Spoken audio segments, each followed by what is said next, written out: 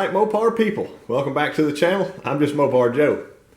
Today I wanted to talk to you a little bit about engine building, and if you're building on a budget like me, it can get a little bit confusing. So hopefully you all can help me out, and maybe I can help other people out about the right decision to make and kind of how their budget flows. So typically you end up with an engine. Let me show you one. This is my 5.7 Hemi out of an 05 Durango. So I started with this engine, and the reason it's in this car instead of a typical small block is that this is supposed to be the better platform. Better than this Magnum 360. But what makes that Hemi better than this Magnum 360?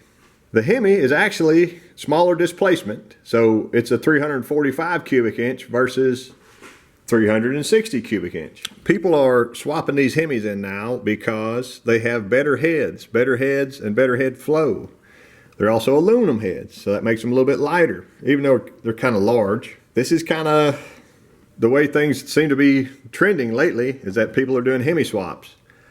I'm not saying I recommend one by any means, but I did one, I tried one, here it is.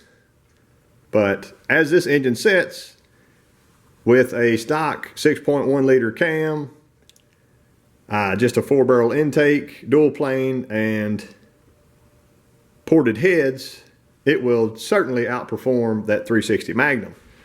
A conundrum in the Mopar world is a lot of the older blocks, like a 440, 383, 340 even, they come with good forged internals, mostly crankshaft.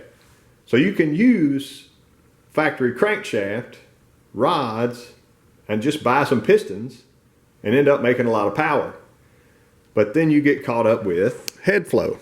So this is a 915 casting. It's in pretty good shape. I just got this from my buddy Brian.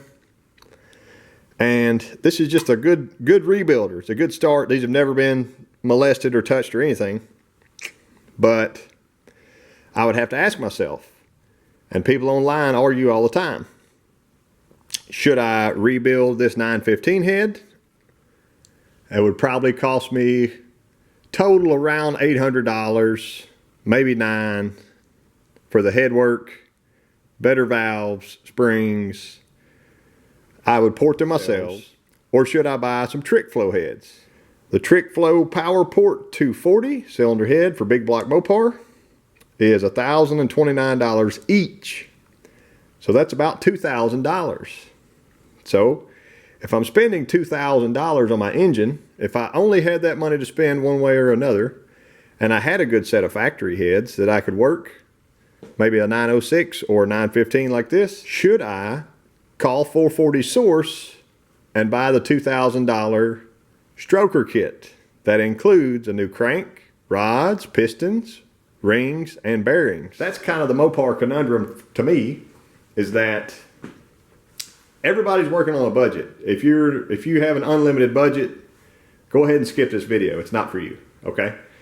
But in Mopar land, if I can use stock internals and upgrade the heads and make big power, why not do it?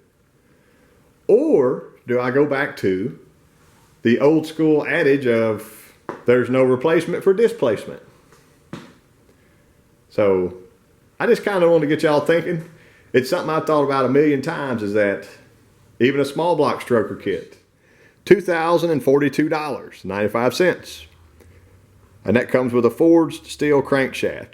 The conundrum I speak of is that $2,042 408 kit is almost, it's just a hair under buying a pair of trick flow PowerPort 190 cylinder heads that are $1,199 each. So $2,400 versus $2,042. So say you have a 360 and your crankshaft is good, your internals are good, and you want to step up the flow just by throwing some pistons and these heads on.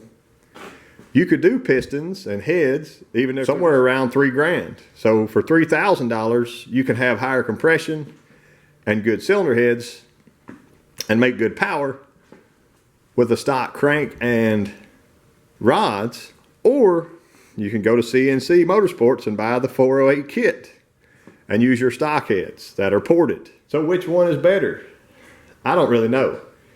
In my situation, I try to step up. I've got Indy X heads that are kind of like a Magnum, but they have shaft mounted rockers. And I went ahead and bought the CNC Motorsports kit 408. So I'm not really sure what the best solution is here, but I am thinking that one way is better than the other. I just haven't figured it out yet. I enjoy doing these videos. I've got a couple coming up soon. I've got a 413 build coming up. That block is in the machine shop. It's going to be a stock bottom end engine out of an RV. I'm building it for a guy to put in his, I believe it's a 74 model truck. That's coming up soon. My 408 build's coming up probably after that. After I get a motor switched into this. But anyway, thank y'all for watching. I'll catch you next time. Also, speaking of race cars, here's one that I got in a viewer spotlight for you.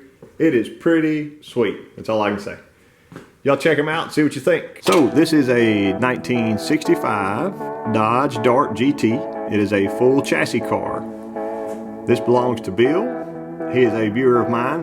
It has a brand new, mildly built 572, a 727 torque flight, and a 9-inch FTI converter.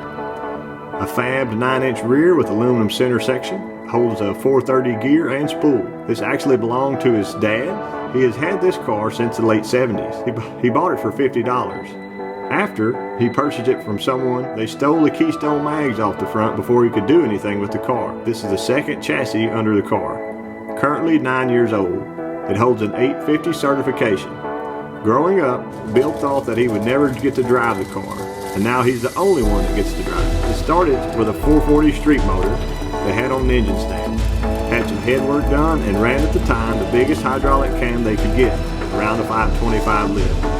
The car ran 1050 consistently in the quarter mile, and so the learning process began.